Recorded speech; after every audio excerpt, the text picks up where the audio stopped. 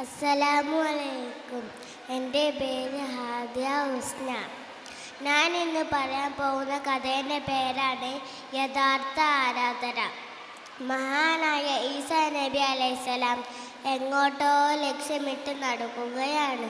വഴിക്കുവെച്ച് മൂന്നാളുകളെ കണ്ടുമുട്ടി. അവരുടെ ശരീരമാകെ മെലിഞ്ഞൊട്ടിരിക്കുകയും നിറം വ്യത്യാസപ്പെടുകയും ചെയ്തിരിക്കുന്നു.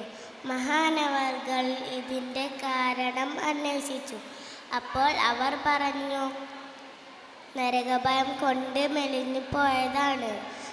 ഭയന്നവരും നിർഭയത്വം നൽകാൻ അള്ളാഹുവിന് അവകാശമുണ്ട്. ഇതും പറഞ്ഞ് ഈസാ നബി അലൈഹിസ്സലാം മുന്നോട്ട് നീങ്ങി.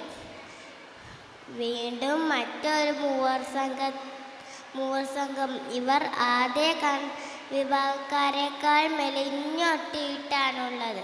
കണ്ടാൽ ഈസാ നബി അലൈഹിസ്സലാം ഇവരോടും കാരണം അന്വേഷിച്ചു. അപ്പോൾ അവർ പറഞ്ഞു, സ്വർഗം ആഗ്രഹിച്ചു മെലിഞ്ഞു പോയതാണ്. നിങ്ങൾ ആഗ്രഹിച്ചതു നൽകാൻ അള്ളാഹുവിന് അവകാശമുണ്ട്. ഇത് മറുപടി ആവർത്തിച്ച് ഈസാ നബി അലൈഹിസ്സലാം യാത്ര തുടങ്ങി. അപ്പോൾ അതാ മറ്റൊരു മൂവർ സംഘത്തെ കണ്ടു. ഇവർ ആദ്യ കണ്ടവരെക്കാൾ കഷ്ടമാണ്. കണ്ടാൽ അസ്ഥികൂടമാണെന്ന് തോന്നിപ്പോവും. അത്രക്കും മെലിഞ്ഞൊട്ടിയിട്ടാണുള്ളത്. ഈസാ നബി അലൈഹിസ്സലാം ഇവരോടും മെലിയാനുള്ള കാരണം അന്വേഷിച്ചു. അപ്പോൾ അവർ പറഞ്ഞു, അള്ളാഹുവോടുള്ള പ്രേമാധിക്യത്താൽ മെലിഞ്ഞു പോയതാണ്. ഇതു കേട്ടപ്പോൾ പുഞ്ചിരി തൂകി.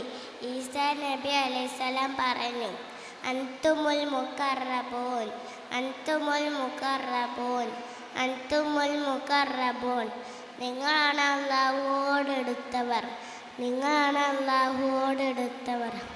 അതേ, സ്വർഗം ആഗ്രഹിച്ചോ നരകം ഭയന്നോ? അല്ല, ആരാധന നടത്തേണ്ടത് സ്നേഹം കൊണ്ടാവാം. സ്നേഹം കൊണ്ടുള്ള ആരാധനയാണോ യഥാർത്ഥ ആരാധന? Thank you.